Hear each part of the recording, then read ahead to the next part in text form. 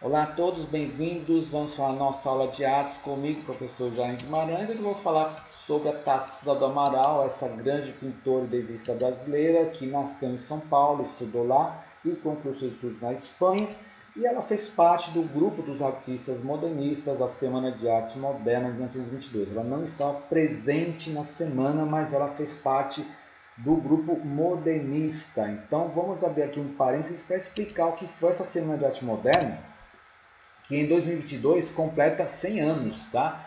Então, em 1922, em São Paulo, foi um evento cultural que reuniu todas as vertentes de artes, como pintura, poesia, escultura, música, etc., para apresentar uma nova forma de fazer arte, com novas técnicas artísticas, com nova linguagem e principalmente a valorização da cultura nacional. Então, esse grupo de artistas que está aqui nessa foto, não só estes, mas alguns outros também, eles se reuniram nesse teatro aqui em São Paulo em 1922 e trouxeram essa quebra no padrão conservador das artes brasileiras, que significa o quê? A arte antigamente era uma arte de representação realista, né? Ou seja, você está vendo ali uma árvore, então vou representar uma árvore como ela é. Não, os artistas eles achavam o seguinte: já existe fotografia, então a fotografia já capta a realidade. Eu quero fazer uma coisa diferente, eu quero usar novas técnicas artísticas, eu quero valorizar a cultura nacional, eu quero usar uma nova linguagem. Então eles criaram essa ruptura nas artes brasileiras em todos os campos, tá? Da música, da pintura, da literatura, tá certo? Mas vamos voltar aqui para a Tarsila do Amaral, que tem umas características modernistas interessantes. A Semana de Arte Moderna inaugurou o modernismo do Brasil. E a Tarsila do Amaral, ela teve a fase modernista dela, em que, repare só essa pintura aqui, em que as cores são vibrantes, as cores são vivas. Essa é uma característica da Tarsila do Amaral, o uso de cores vivas. A gente nota também a influência do cubismo com o uso de formas geométricas. Não é uma pintura característica do cubismo, mas tem alguns elementos aqui que lembram bastante, tá? Reparem que não tem aqui uma estética certinha, realista, tá? As formas geométricas estão aqui. Olha só a árvore como ela está representada, né? As frutas são formas geométricas, tá? Ela não tenta representar a natureza, o cotidiano, o dia a dia de forma realista. Para isso bastava tirar uma foto. Não, ela quis fazer coisas diferentes, quis fazer uma coisa mais colorida, quis fazer a sua própria técnica dentro dessa representação aqui, né? A gente pode ver a ponte, a gente pode ver o rio, o lago, né? Reparem aqui que ela não se preocupa tanto em fazer as coisas milimetricamente certinhas, tá? Tudo aqui tem o selo de qualidade Tarsila do Amaral, principalmente nessa abordagem de temas sociais, cotidianos e paisagens do Brasil. Daqui a pouco eu vou falar por que ela é tão importante quando aborda esses aspectos aqui. Por exemplo, nesse quadro Morro da Favela, de 1924, a gente tem todas as características da pintura da Tarsila do Amaral. Tá? Você pode reparar aqui as árvores, né? As casas, o colorido. Agora repare uma coisa. Aqui na parte inferior do quadro nós temos uma paisagem tipicamente de natureza, uma paisagem rural. Já aqui na parte superior já chega o quê? Já chega a cidade, né? Já chega aqui a parte urbana. Nesse período aqui, década de 1920, 1930, o Brasil começa a mudar um pouco suas características em relação à ocupação das cidades, tá? Nesse período aqui, o Brasil ainda era uma sociedade rural. A maior parte da população brasileira morava na roça, em fazendas, na zona rural. E a partir da década de 1920, 1930, 1940, as pessoas passaram a ir para as cidades, né? A irem para as cidades. Elas passaram a ter uma característica urbana. Hoje o Brasil é um país essencialmente urbano. A maior parte da população brasileira vive no ambiente urbano. Então esse movimento migratório foi bem captado, foi bem capturado pela Tarsila do Amaral. Tá? Aqui em Morro da Favela a gente percebe claramente esse movimento, né, das pessoas saindo do campo e indo para a cidade. Tá? Duas obras também muito conhecidas da Tarsila do Amaral. Primeiro, A Negra, de 1923. A Tarsila do Amaral, é bom a gente lembrar que ela nasceu durante a escravidão, ou seja, ainda existia escravidão dos negros no Brasil. Essa página terrível da nossa história. Vocês podem reparar aqui que é uma lembrança de infância, né? Ela nasceu numa fazenda, a fazenda tinha escravos, então ela está representando aqui uma negra escrava que ela lembrou da sua infância, tá?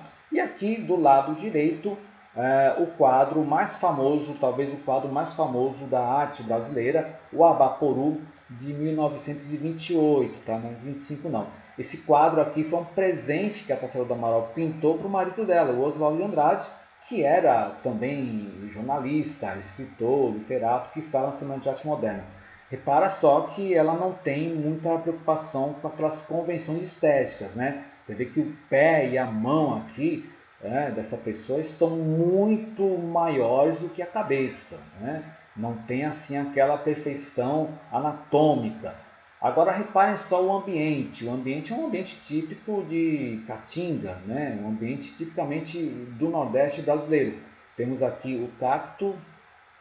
Só terminar aqui, pronto. Nós temos aqui o cacto, nós temos aqui o sol, tá? E o pé grande, né, representa a caminhada dessa pessoa pelo solo, pelas terras brasileiras, e a mão representa o trabalho manual, né? O trabalho manual, o trabalho com base na força acima do intelecto, né? O trabalho intelectual que não era assim tão bem visto naquele período ainda no Brasil, né? A gente é uma sociedade de poucos professores, de poucos cientistas, né? O acesso à educação, à universidade ainda era bem restrito, tá? Era uma sociedade que as mulheres, por exemplo, para estudar era muito complicado, né? Não era para todos. Enfim, o Abaporu é uma dessas obras de arte que chamam muito a atenção e é uma obra tipicamente da Tarsila do Amaral, modernista, lá da década de 1920, tá bom? Então vamos passar aqui para outras duas obras, Lagarde, de 1925 também, totalmente aqui a gente vê as formas geométricas, tá? Uma temática que lembra muito o cubismo também, tá certo? As formas geométricas aqui estão por todas as partes, representa o avanço da urbanização no Brasil, tá? Também aqui a linha do trem, chaminé das fábricas, né? As paisagens com ferro, torres com ferro, enfim, né? As ferrovias, rodovias e tudo mais, tá bom? E o vendedor de frutas também, em 1925, né? Aqui todos os elementos de uma paisagem contemporânea, de uma paisagem típica brasileira daquele período, tá bom? Então vamos avançar aqui para a obra que nos interessa nesse momento, que é O Pescador, de 1925. Eu pedi para que vocês fizessem uma breve pesquisa de imagem e observassem com muita atenção quais elementos que vocês veem nesse quadro, o que esse quadro reflete e esse quadro de 1925, né, como vocês acham que a Tarsila pintaria ele em 2022, né?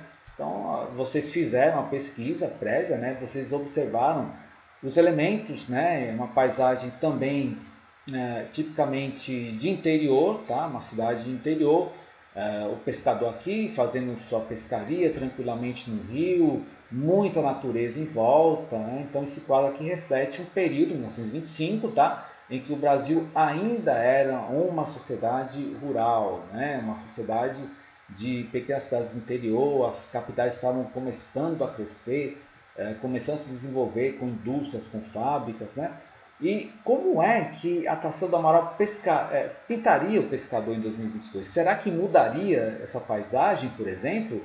Esse pescador aqui, como será que ele agiria hoje, né? Praticamente 100 anos depois? Mudaria até mesmo o céu, mudaria a vegetação, as casas, o rio, como é que seria hoje, né? Então, para a gente pensar um pouquinho. E vocês pensaram, e aí eu solicitei que vocês fizessem uma releitura do quadro Pescador, adaptando a cena para o ano 2022, tá? Então, conservem ali a figura do pescador e adaptem a cena toda para o ano 2022. Imaginem, né, como é que seria isso. Como é que esse pescador faria para conseguir o seu sustento hoje, né? Então, entregue a criatividade de vocês, tá? Sejam bem Tarsila do Amaral mesmo, né? Que ela não tinha muita preocupação com as críticas, ela chegava lá com o senso estético dela, né? Ela criava mesmo, ela era uma pessoa criativa. E a releitura, só para explicar para vocês, né? Como eu já expliquei na sala de aula para vocês, na verdade, só para relembrar aqui, essa releitura constitui-se uma nova interpretação de uma obra artística utilizando um novo estilo. Então repare, o Abaporu aqui, o Abaporu você consegue perceber aqui a forma original em todas as releituras aqui, tá certo? Ou seja, a pessoa bate o olho nessa obra já percebe logo que é o Abaporu, só que com uma nova linguagem, tá?